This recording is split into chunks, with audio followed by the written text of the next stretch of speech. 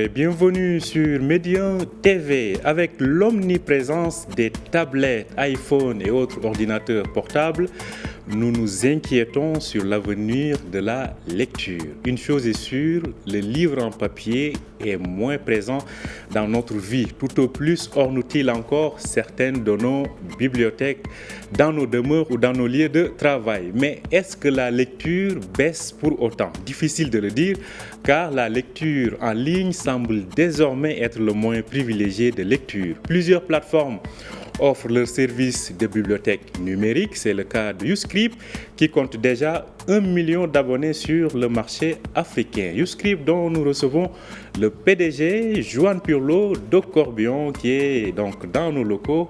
Bienvenue à vous Joan Pirlo de Corbion. Merci. Merci de m'accueillir. Merci à vous d'avoir accepté notre invitation. Alors, ma question d'abord, est-ce que vous êtes un spécialiste de la question?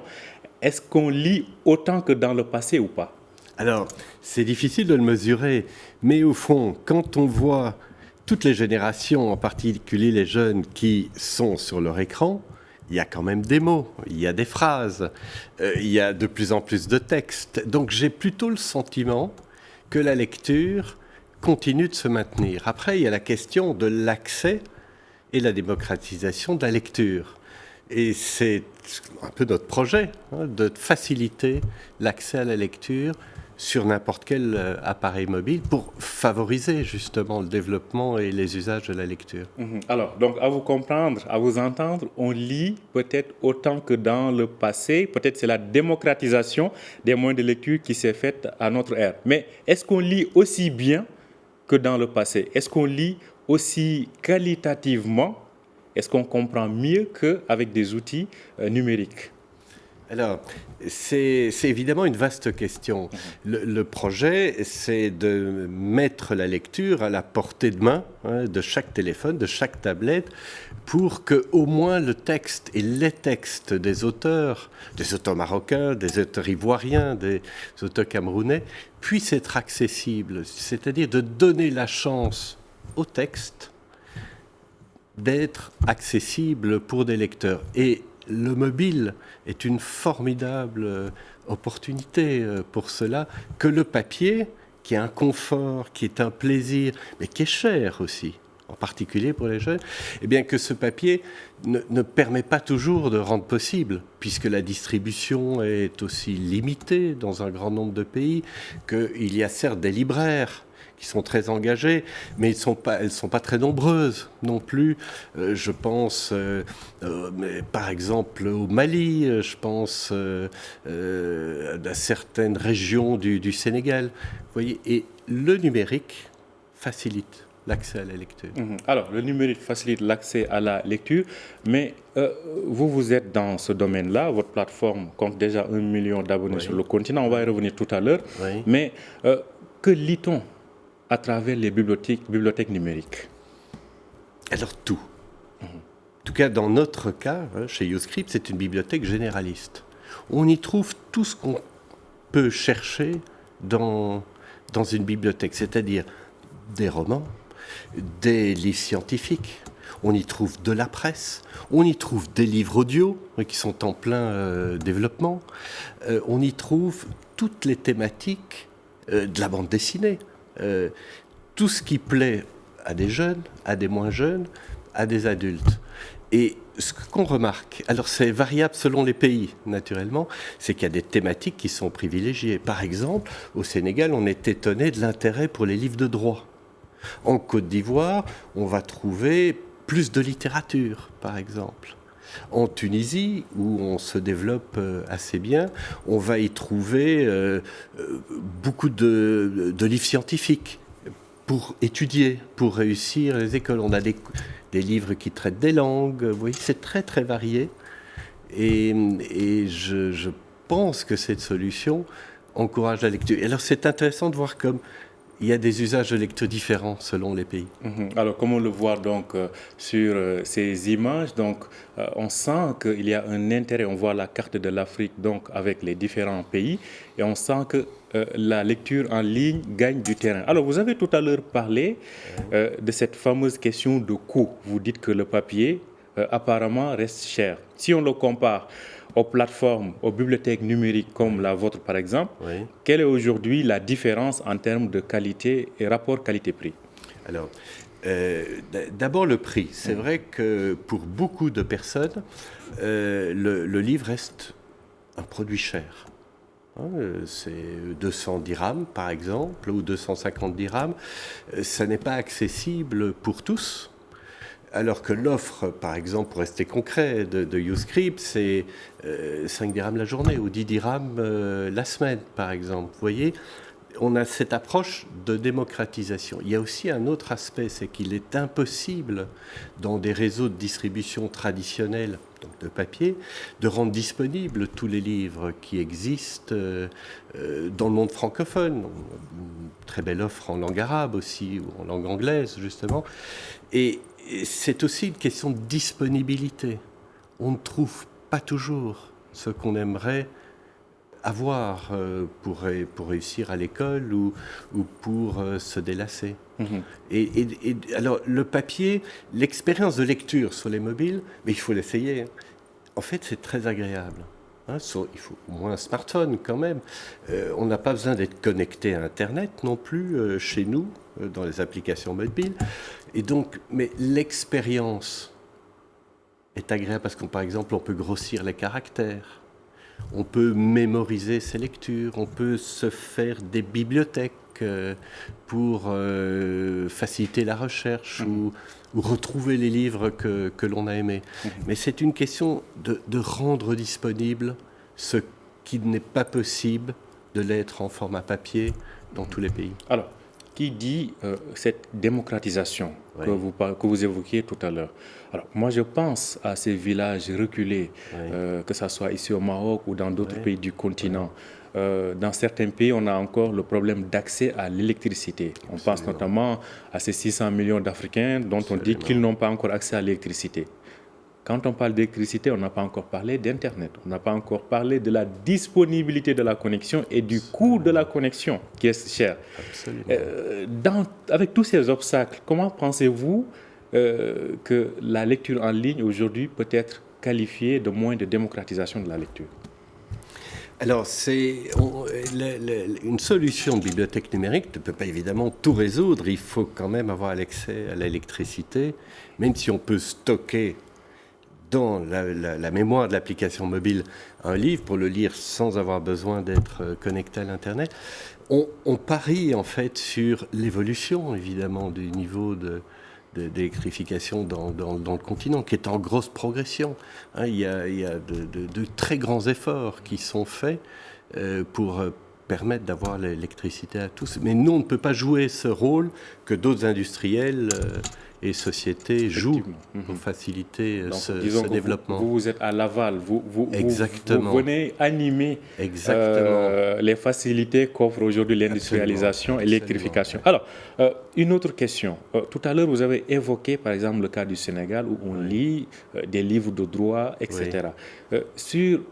On peut dire qu'une bibliothèque numérique est peut-être la transformation d'une bibliothèque conventionnelle, en papier. Je ne sais pas si je peux le dire, mais que lisent, vous avez évoqué tout à l'heure quelques points, mais en détail, que lisent les abonnés sur les plateformes numériques d'offres de lecture? Je relève un point, en fait c'est une bibliothèque assez traditionnelle, mais elle était transposée dans le monde numérique. Une bibliothèque, on peut s'y installer, lire tout ce qu'on veut. C'est le cas sur la plateforme YouScript. On peut emprunter dans une bibliothèque. C'est le cas des modèles en streaming. Un streaming, c'est une mise à disposition temporaire de ressources d'auteurs, vous voyez. Et la lecture, on a parlé, vous évoquez le Sénégal, c'est que nous, ce qu'on remarque, c'est que ce qui est le plus lu, c'est ce qui sert pour réussir ses études, pour réussir, que ce soit au lycée, que ce soit dans l'enseignement supérieur. Ça, c'est la grande dominante de nos usages de lecture. C'est de lire pour connaître, lire pour s'informer, Il y a beaucoup de titres de presse, y compris des titres de presse locaux, en fait. On fait très attention à bien associer tous les éditeurs de chaque pays pour constituer une bibliothèque qui soit adaptée, évidemment, aux intérêts des populations. Il y a l'apprentissage, la formation professionnelle est aussi une dominante. Beaucoup d'accords avec des entreprises qui offrent l'accès à YouScribe pour pouvoir enrichir son expérience professionnelle. Alors, à vous entendre parler, on sent que le monde académique est très présent, dans les bibliothèques numériques. Alors, cela me pousse à une question que vous l'avez effleurée tout à l'heure, c'est concernant la relation avec les éditeurs. On voit pas mal de gens qui ont le talent de l'écriture, qui ont le talent poétique, qui ont le talent littéraire, mais qui hésitent à écrire parce que finalement, quand ils écrivent, c'est plus l'éditeur qui en bénéficie qu'eux-mêmes. Dans votre cas, quand je dis dans votre cas, pour ce qui est des bibliothèques numériques, quel est ce rapport et quelles sont les modalités avec les éditeurs, avec les auteurs? Alors, on a un partenariat avec près de 2000 éditeurs dans le monde et le modèle économique d'une bibliothèque numérique, c'est de partager des revenus. Nous, on reverse 60% de nos revenus aux éditeurs et ou aux auteurs en fonction des pages lues. La vision qu'on a, c'est aussi que cette bibliothèque, YouScribe, puisse être participative, que les auteurs qui n'ont pas toujours la chance d'être choisis par des éditeurs, puissent publier librement, gratuitement sur la plateforme. Un peu comme YouTube. Vous voyez, le nom de YouScribe est assez proche, mais pour l'univers des écrits.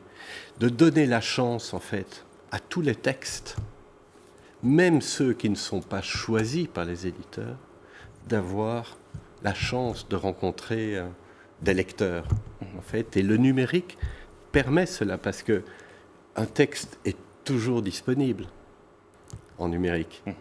C'est une des difficultés du papier. C'est qu'on ne peut pas faire des tirages infinis, on ne peut pas les distribuer toujours partout. Et ça, c'est une chance, je pense, pour les auteurs, d'être lus, et d'ailleurs partout dans le monde. On a beaucoup d'auteurs, ou sénégalais, ou marocains, ou des petits éditeurs, ou des grands d'ailleurs, qui, grâce à cette formule en fait, de bibliothèque numérique, puissent toucher les lecteurs qui sont en France, en Suisse, aux États-Unis, en Australie, partout dans le monde. Donc, comme vous avez donné tout à l'heure l'exemple de YouTube, donc c'est une question que peuvent se poser certains. C'est l'offre de contenu qui est offerte en France, elle est accessible. Au Maroc, elle est la même qu'au Maroc, ou bien vous faites des différenciations dans ce sens-là? Est-ce que le lecteur au Maroc a accès aux mêmes ouvrages que le lecteur français? Est-ce que le lecteur au Sénégal, par exemple, a accès à la même offre qu'au lecteur au Maroc et ainsi de suite? Mais bien sûr. D'accord. C'est le principe même d'offrir le plus large catalogue possible pour tous les goûts. Ça, c'est pour nous une donnée fondamentale. Par contre, on va personnaliser les applications mobiles et le site pour présenter plutôt des auteurs ivoiriens en Côte d'Ivoire. Je pense au titre Fraternité Matin, par exemple, qu'on va mettre plus en avant qu'un titre de presse française ou internationale. Donc on va personnaliser, contextualiser, tropicaliser, dans beaucoup de domaines, dans le domaine littéraire, que dans le domaine scolaire ou dans d'autres domaines de sciences humaines, par exemple. Alors, au Maroc, vous comptez de nombreux abonnés et vous avez des relations de partenariat avec pas mal d'institutions et d'acteurs marocains. Oui. Comment se déroule ce partenariat-là? Oui. Alors, une bibliothèque numérique, pour être accessible facilement, a besoin de partenariats au Maroc. C'est notre premier pays. Sur le million d'abonnés dont vous avez parlé tout à l'heure, 400 000 sont basés au Maroc. Près de la moitié de vos abonnés sont au Maroc. Sont au Maroc. Alors c'était une grande surprise aussi et une grande satisfaction d'être ici avec vous. Et ça, je pense que c'était rendu possible par des partenariats. D'abord les opérateurs télécoms. Vous l'avez peut-être vu d'ailleurs autour de vous. Idoui est un partenaire comme Maroc Télécom, bientôt Orange. C'est les opérateurs qui deviennent les diffuseurs de la création éditoriale, en tout cas dans le domaine du numérique. Il y avait un autre élément très important, c'est que le paiement soit facile. De ne pas proposer des paiements par carte bancaire, par des... Tout le monde ne l'a pas, en particulier en Afrique. Et donc, tous les abonnements sont souscrits à un prix assez bas, comme vous l'avez, par téléphone et via les opérateurs mobiles. Et on a d'ailleurs une belle société partenaire au Maroc. Vous voyez qu'on a beaucoup d'associés qui jouent le jeu, qui est une société qui s'appelle Digital Virgo, basée à Casa, et qui facilite ces moyens de paiement et la visibilité marketing digital qui est nécessaire pour se faire connaître. Et notamment auprès des jeunes qui connaissent Netflix, qui connaissent Spotify, Netflix pour la vidéo, Spotify pour la musique, YouScript pour les univers de la lecture, de livres, de presse et de livres audio. Donc c'est une autre façon en fait de diffuser l'accès à la lecture et qui passe par des partenaires un peu nouveaux, un peu innovants. Alors peut-être une dernière question. Oui. Est-ce que à l'ère des bibliothèques numériques, est-ce que vous en tirez votre épingle du jeu? Oui. Est-ce que l'éditeur en tire son épingle du jeu? Oui. Est-ce que le lecteur en a aussi pour sa poche? D'abord pour le lecteur, pour sa poche, c'est que sa poche ne soit pas trop sollicitée avec des prix accessibles. Vous voyez, la démocratisation, c'est la facilité technique, c'est la facilité de paiement et c'est un prix abordable, en particulier pour les jeunes. Les éditeurs tirent leur épingle du jeu puisqu'ils perçoivent des revenus, ou des auteurs, qu'ils n'auraient pas perçus, je dirais, dans des modes de distribution traditionnels qui sont limités. Donc c'est un surcroît, c'est un supplément d'activité pour les maisons d'édition. Et comme les auteurs sont rattachés à ces maisons d'édition, c'est une occasion pour les auteurs aussi d'avoir une rémunération plus élevée de leur création, puisqu'ils ont accès à un lectorat dans le monde entier. Donc je pense que c'est une solution qui intéresse tous les acteurs de la filière. Et pour vous, bibliothécaire numérique, oui. Vous en sortez? Bien sûr, puisque nous reversons 60% de nos revenus dans la filière du livre. Il nous reste 40%, si je calcule bien, et ça permet de financer tout un travail technique, tout un travail marketing, et puis de monter une équipe. On a déjà plusieurs personnes qui sont sur le continent, y compris enfants, et d'emmener une équipe pour pouvoir réussir ce projet. Merci à vous, Joanne Purlot de Corbion. Je rappelle que vous êtes le PDG de YouScript. Vous étiez donc de passage dans nos locaux ici au Maroc à l'occasion donc de votre 1 millionième d'abonnés en termes donc de lecture en ligne. Merci d'avoir été avec nous. Merci à vous aussi de nous avoir suivis. Je rappelle que vous pouvez retrouver cet entretien sur notre site www.medianews.com. Bonne journée et bonne suite de programmes sur Médien TV et surtout, continuez à lire.